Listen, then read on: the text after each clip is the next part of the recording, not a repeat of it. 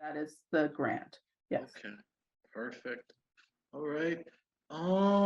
Number 5, does the grant need to be repaid at any time? There are grants that need to be repaid upon selling.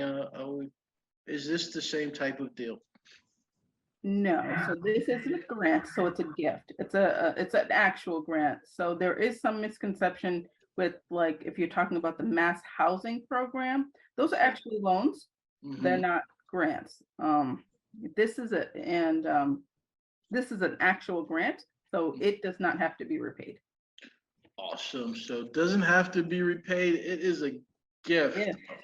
Number 6.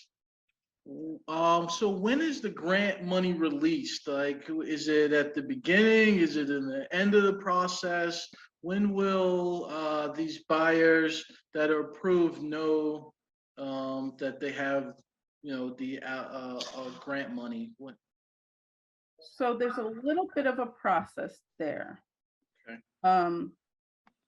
First step is we have home buyers. There's a link to a website for mass housing where you can get pre-approved for the grant. Meaning you put in some information to see if you can qualify for it. And then once you do, you keep that email. But we'll use that later on.